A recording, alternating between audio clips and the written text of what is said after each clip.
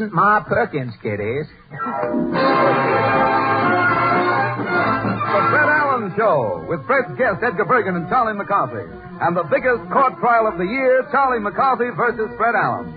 Portland Hopper, Minerva Pius as Mrs. Nussbaum, the DeMarco sisters, and Al Goodman and his orchestra. And for those who weren't at my christening, my name is Kenny Delmar.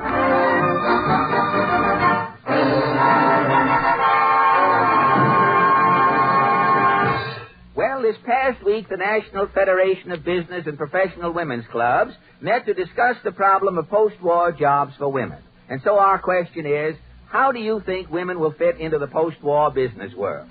Shall we go? As one headache said to the other headache, let's take a powder.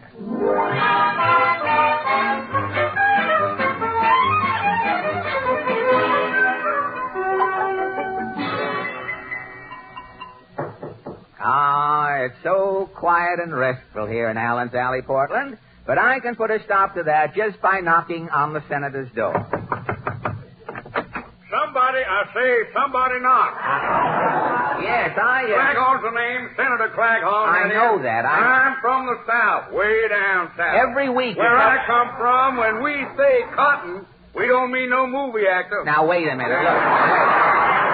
So don't butt in, son. Well, Stop blabbing. I'm not trying to butt in. Keep interrupting. Try listening. Well, I mean. if I could only get a word. Don't give me no Gettysburg Address, son. Now, look. Senator, slow down a minute, if you will, please. You've only 2 more years in office. What is your opinion of women in the post-war business world? It's got us worried, son. Senator Glass is all broken up. Well, then you...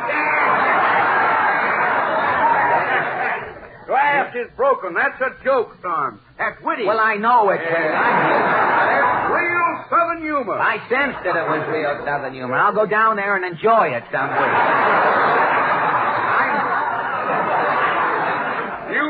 You ain't very quick, are you? Oh, now look. Senator, what do you, as man to man, or as man to what I am, what do you think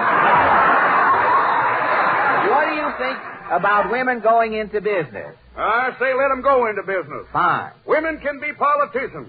Women can be bartenders. Good. Bartenders, that is. Yes. A woman can even be president. Good. But there's one thing a woman can never be, son. A woman can never be? The father of our country. Go along, that is.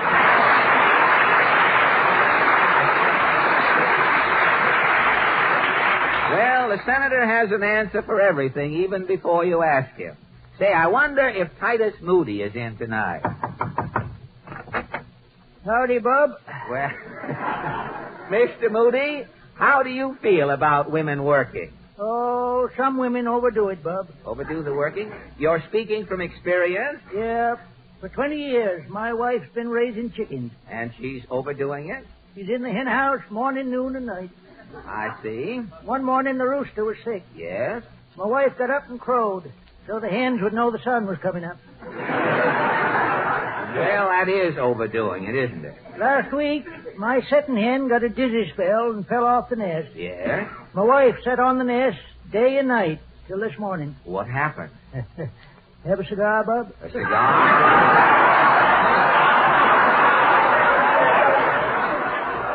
Yep. I'm a pupper. A pupper, eh? 10 of the prettiest Plymouth Rocks I ever seen. Go on, sir. Well, Mr. Moody owes me 9 cigars. Well, I think I'll try this next door. No? Ah, Mrs. Nussbaum again. You were expecting maybe Dinah Schnotter? Not necessarily. Tell me, Mrs. Ann, how do you feel about women working? On account of working, I am losing mine appeal. Your appeal, huh? How do you mean? When I'm 19, I'm having beautiful legs. You had beautiful limbs, huh? They are calling me the Dietrich of the Lancestry. Oh, really? Uh-huh. Then I'm taking a job in an old girl orchestra. Not Spitalny. Oh, no. No. Blossom Blomberg and her Brownsville Boogie Woogie Babies. Good. I am playing sitting down the cello. Oh, the cello, huh? For 5 years, every night, I'm sitting with between my knees the cello. For 5 years. One night, I'm looking on my beautiful legs in the mirror. Yikes. You mean, When playing the cello, I am bow-legged. Right. It's looking like incessantly I am riding a horse. And today with your bow legs? Instead of the Dietrich of the Lancer Street. Yes? They are calling me Hop-Along Nussbaum.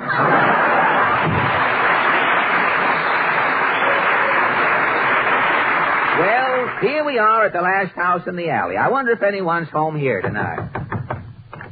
Oh, it's you again. Ah, McGee and McGee are songwriters. What's new, boys? We got a great mother song. It's a sensation. What is your mother song called? You remind me of my mother because you are my mother. Mother, oh mother of mine. Now, wait a minute. You ought to write something for the senator boys when you get a chance. Look, fellas, tonight I'm down here in Allen's Alley getting reactions to women working. We got just the song you want. About women working, how does it go? Hit it, Jim. My grandma's working on the railroad.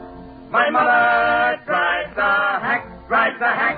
My sisters help her to a sand hog. My aunt's a steeplejack. My mother-in-law is now a bookie. But you won't hear me sob, 'cause I'll be leading the life of Riley when I get my wife a job. Thank you. And now, from the musically ridiculous McGee and McGee, we go to the melodic sublime, the five DeMarco sisters. With Maestro Al Goodman safely atop his podium conducting, the kids sing California Sunbeam.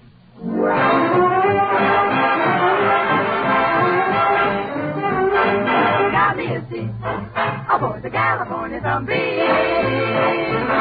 From all that I hear, the weather is clear, and heaven's waiting at the other end. I ain't in the street to ride the California Sunbeam. Got coffee and cake to keep me awake till I see heaven at the other end. Don't know whether it's mine or whether it's the morning dark. Do-do-do. Holding back the summer wing and hear the old fella singing. Nothing can beat the good old California Sunbeam. In a minute or two, we'll be speaking out through the Milky Way across the Silky Palm. Do-do-do-do, my friend. Here's where monotony ends. Oh, California Sunbeam, fly me to my baby back home. Do-do-do-do-do-do-do. Holy mackerel on the wing and hear the old fella singing. Nothing can beat that California Sunbeam.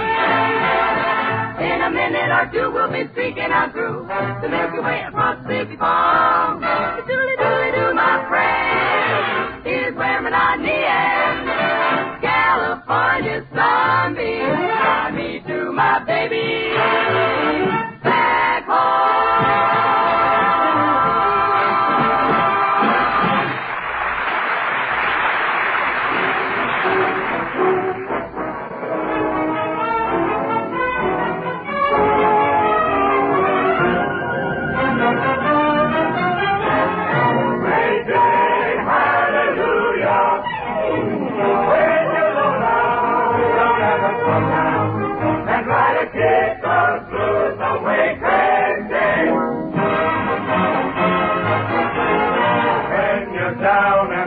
Lift up your head and shout, there's gonna be a great day.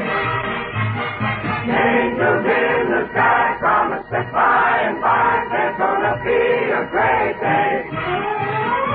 Gabriel will warn you, some early morn, you will hear it horn.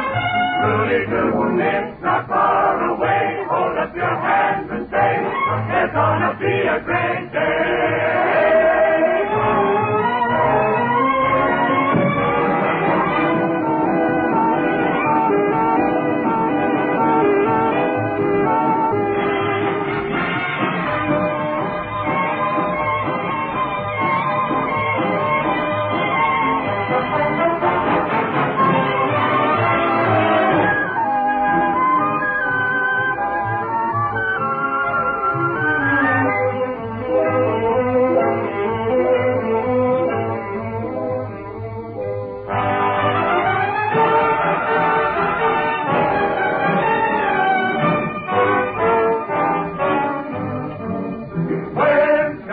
was duck, me toe was duck. Amen.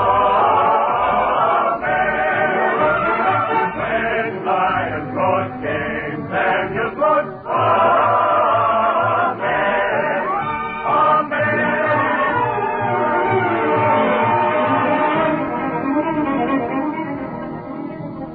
When you're down and out, raise your hand and count.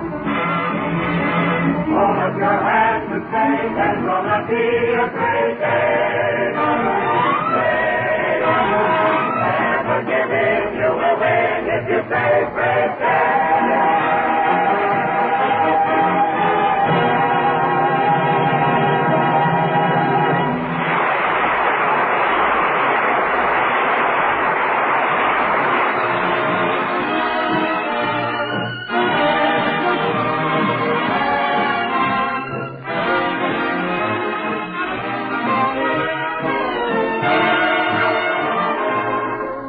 Maestro Al Goodman has just made a first payment on I'll Buy That Dream.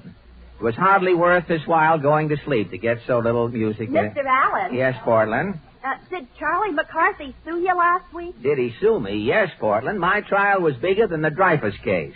Dreyfus was there and told me himself through an old interpreter. What happened? Well, last Sunday, as you remember, Charlie McCarthy's lawyer served me with a subpoena. I got down to the courtroom even before the judge. And as I came in, I saw a mob of reporters around McCarthy. The reporters were saying... How you handle the problem? How much time are you going, Alan? Gentlemen, please, one at a time.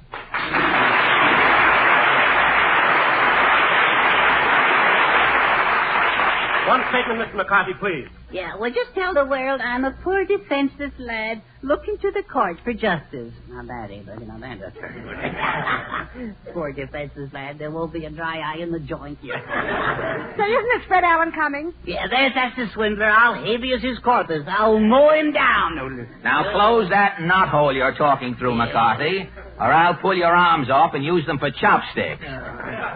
Go peddle your margarine, baggy face. Now, quiet.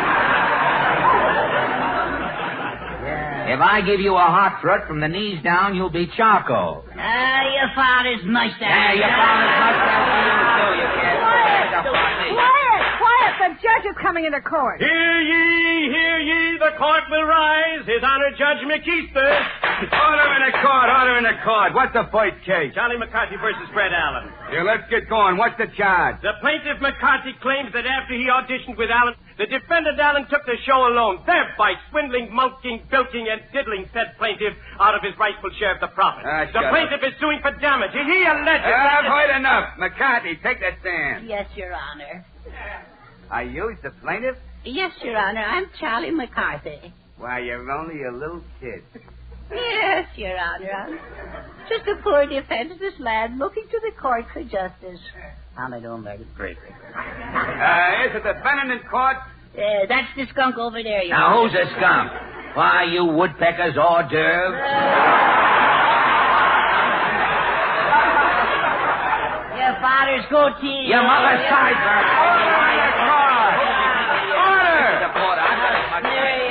What do you think this is, a longshoreman's meeting? I'm sorry, Your Honor. This big bully frightened me. Your Honor? Shut up, you.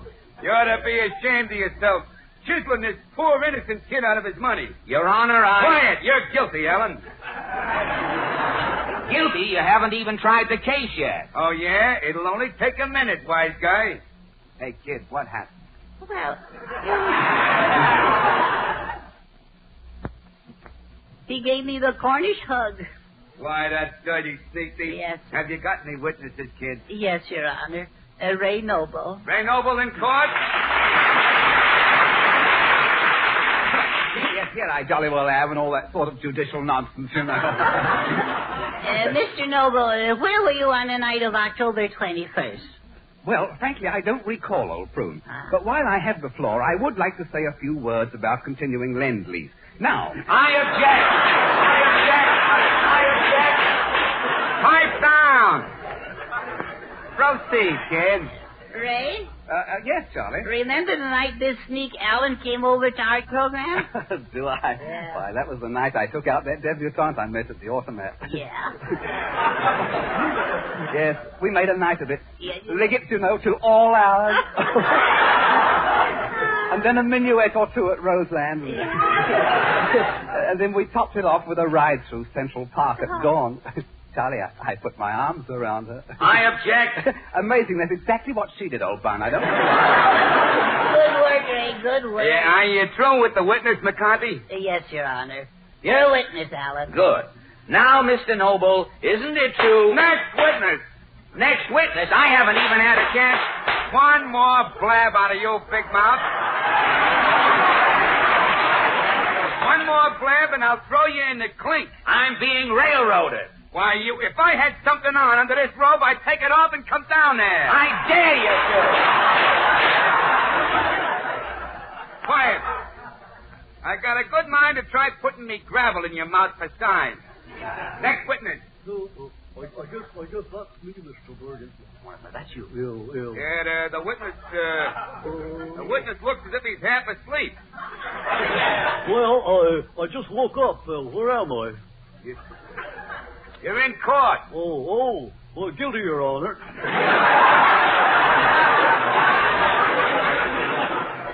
You ain't on trial, stupid. What's your name? Well, the name is, you sort of caught me off my guard, Mortimer Snerd, yeah. Yeah, raise your right hand. Yeah, the right hand, which is right hand? Well, point it out now, raise it. All right. You promise to tell the truth, the whole truth, and nothing but the truth? No, sir. No, wait a minute. Nobody's going to trap me. I object. Your Honor, may I ask this witness just one question? Well, do you think you can handle him tonight? Let me at him, Judge. He's my meat. Mortimer Snerd, isn't it a fact that you are unfit to testify? Well, Isn't it common knowledge that you are a chowderhead? No. A moron junior grade? And a dehydrated nincompoop? Hey, Mr. Bergen. Yeah? He's got me cornered, hasn't he? Judge, if this is a trial... Quiet, Pet.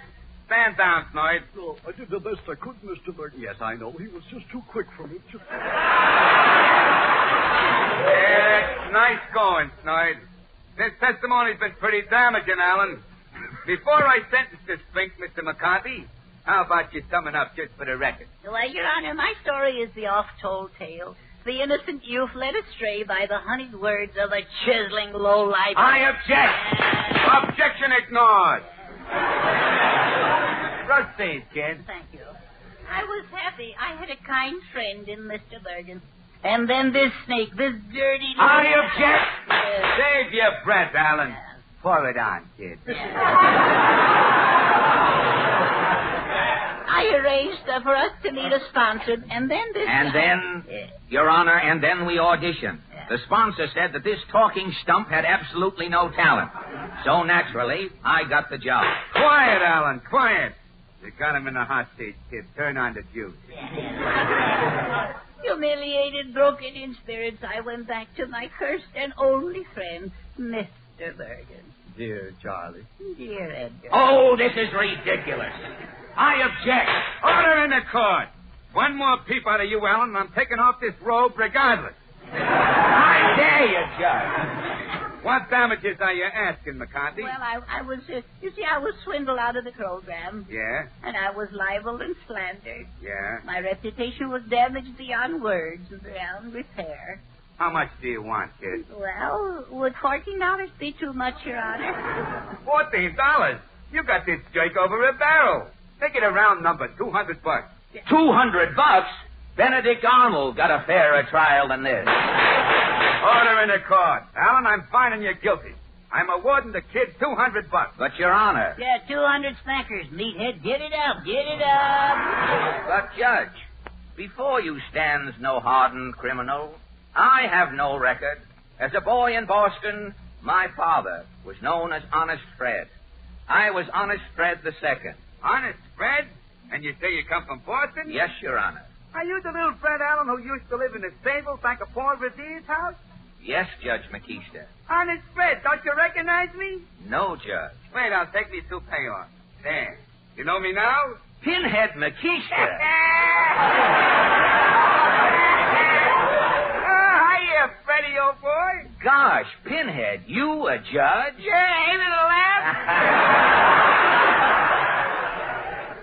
Pinhead McKeister. Yeah, say, Fred, about that money I still owe Oh, forget it, Pinhead. What's mine is yours. you. Ah, gee, Fred, you're okay. Your Honor, Shut up, you little runt.